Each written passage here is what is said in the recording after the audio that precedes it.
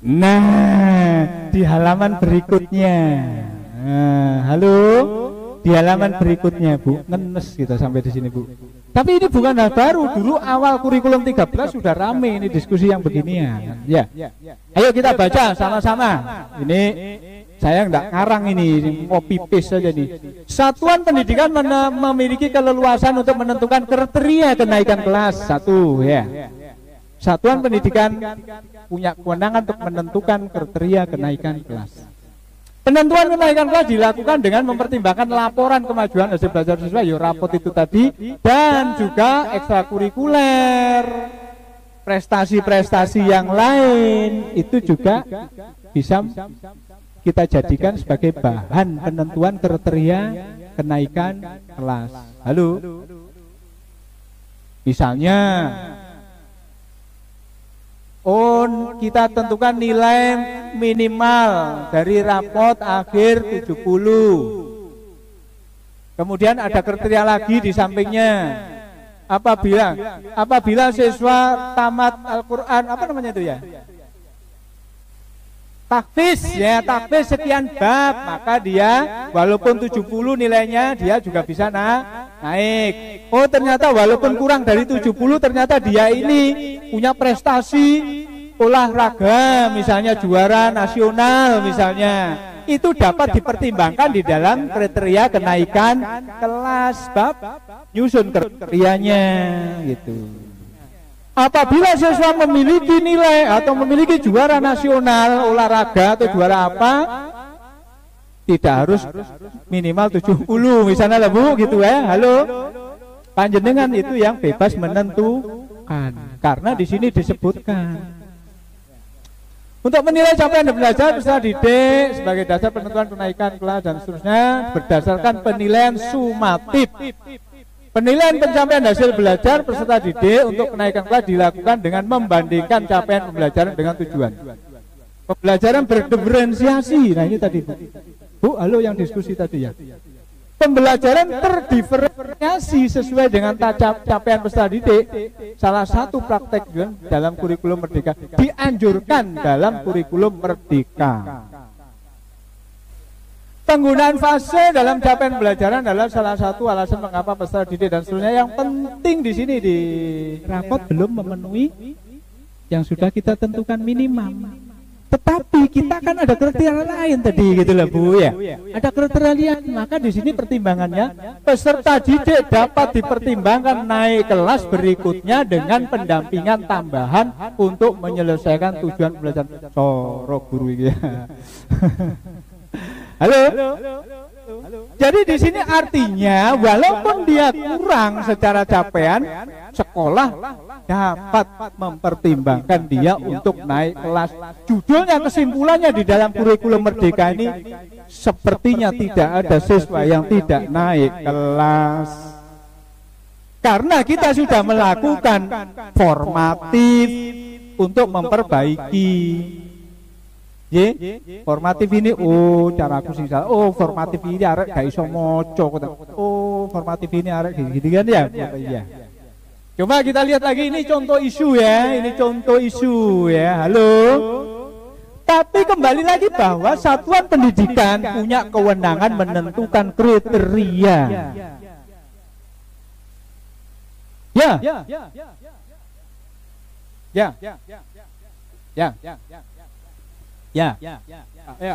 Nilai akademiknya tidak cukup gitu. Tapi dia punya prestasi non akademik misalnya. Tuangkan di dalam kriteria kenaikan kelas. Iya, oleh karena itu dengan pendampingan di sini, Pak. Pendampingannya kan tidak tatap muka zaman now, Pak. Halo. Oh iya loh, zaman now yang modulnya dikasih, belajar sendiri, itu.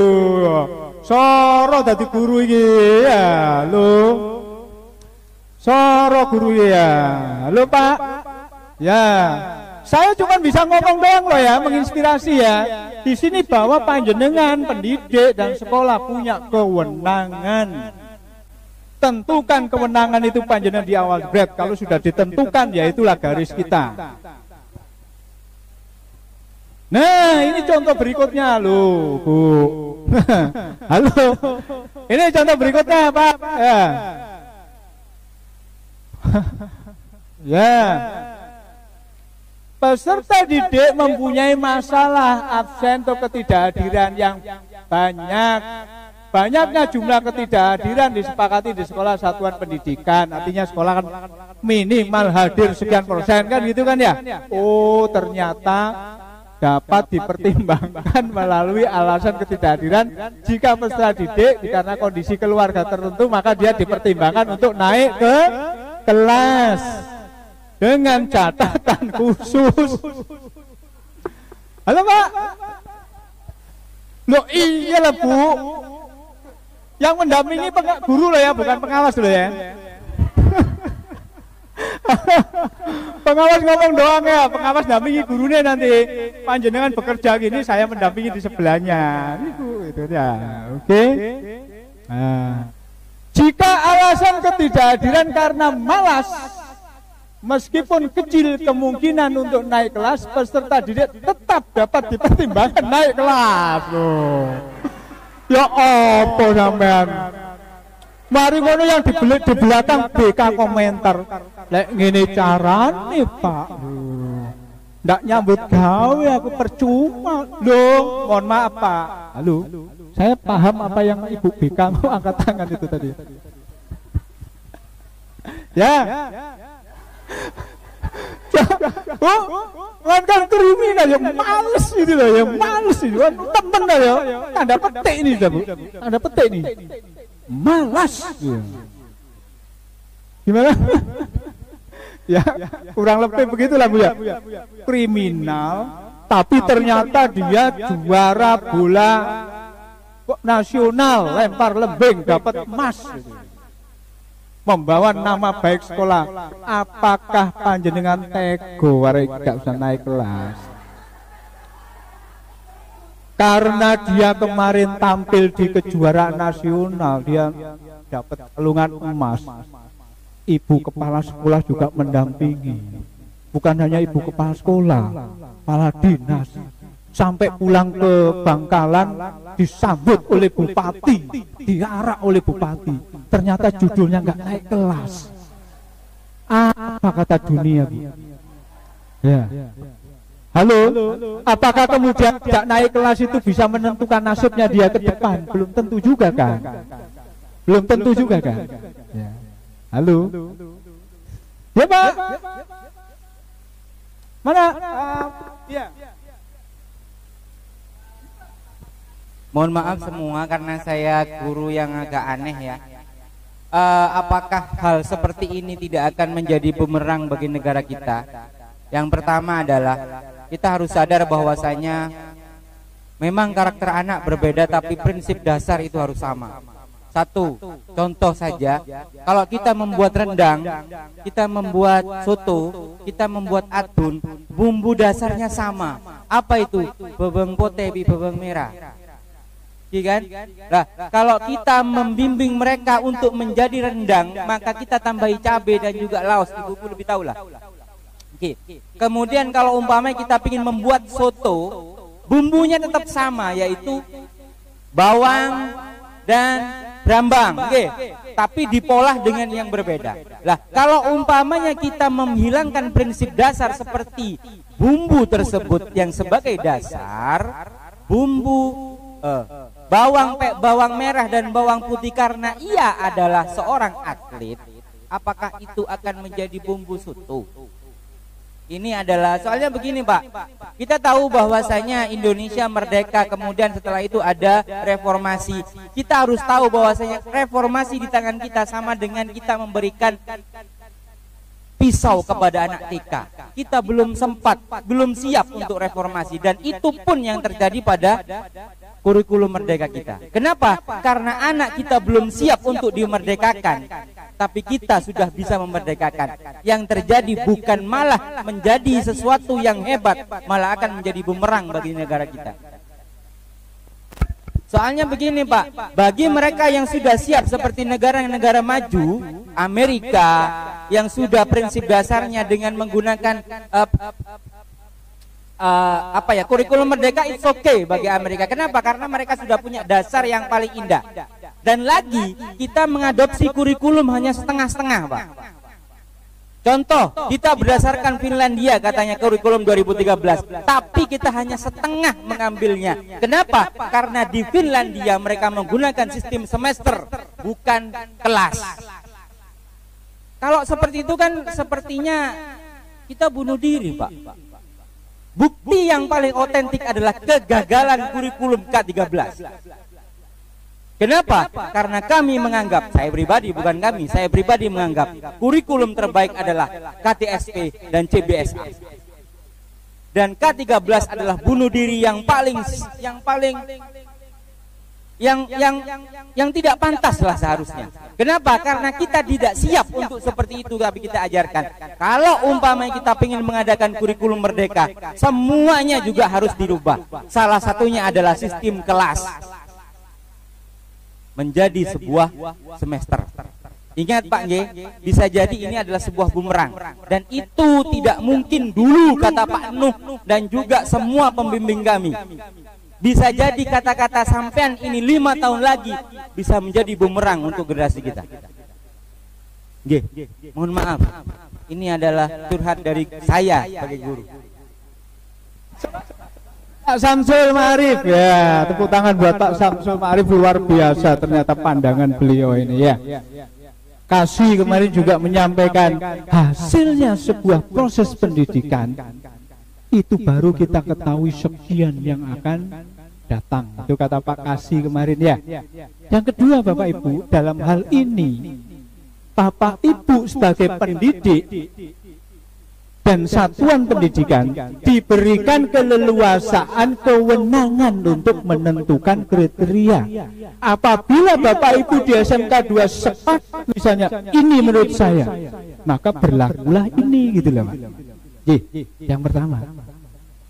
Jadi kita ini diberikan kewenangan sekarang untuk menentukan.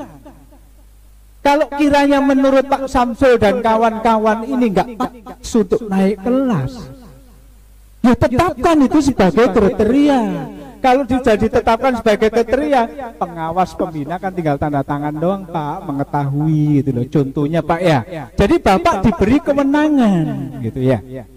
Halo? Nah, kurikulum sekarang merdeka ini kita maunya seperti ini ya. Maunya seperti ini. Apakah kemudian tidak menjadi bumerang yang akan datang, generasi yang akan datang? Kasih kemarin jangan tanya sekarang, tanyanya yang akan datang. Siapa yang bertanggung jawab? Gurunya siapa? Gurunya siapa? Pak Samsul itu kan ya. Wah, luar biasa Pak ya.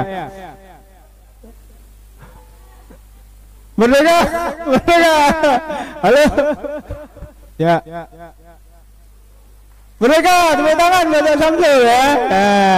Lalu oleh karena itu tadi kita guru sekarang diberi kewenangan, bukan hanya mulai pada bukan hanya pada titik akhir menyusun kriteria kenaikan kelas, tapi menentukan tujuan pembelajaran pun juga sudah mulai diberikan kewenangan begitu. Kewenangan silakan Bapak Ibu punya kebebasan berekspresi, tentukan masa depan siswa-siswa kita. Setuju saya dengan Pak Samsul ya. Oke, kalau kita kemudian kekeh dengan Pak Samsul, tulis jadi kriteria kenaikan kelas. Apabila ada bla bla bla bla dan seterusnya, iki wis kenaikan kelas. Ngono lho Pak ya. Guru ya Bapak Ibu ya. Pengawas cukup tanda tangan mengetahui cocok iki Pak. Nanti ke sekolah yang lain lagi tidak sama lagi Pak. Cocok wis iki Pak. Judulnya nanti semua cocok di setiap satuan pendidikan mesti berbeda. Pada saat menyusun modul ini, menyusun ATP kemarin panjenengan sudah harus menentukan. Halo, mana dia? Begitu Pak Samsul ya. Banyak contoh kasus ini di mana tadi? Begitu Bapak Ibu ya. Selamat beraktivitas. Kalau break sambil break di kelompoknya masing-masing. Nanti setelah siang kita desain project profil Pancasila. Terima kasih, kita beri aplaus untuk Pak Syukur. Luar biasa Bapak Ibu, dasar untuk materi hari ini. Oleh karena itu, mari nanti kita rumuskan bersama untuk kenaikan kelas dan kelulusan untuk tahun depan, sehingga pada saat nanti kenaikan kelas kita sudah ada kesepakatan ya. Kemarin kita proses 1 tahun Bapak Ibu, ini panduan ini baru muncul akhir. Kalau kita gunakan dengan itu nanti adalah tidak pas, karena kita belum menentukan dari depan ya Bapak Ibu sekalian. Baik, sekarang pukul 10.00 kita break. Mohon maaf kuenya dalam perjalanan sehingga ini sudah datang. Terima kasih. Merdeka kurikulumnya.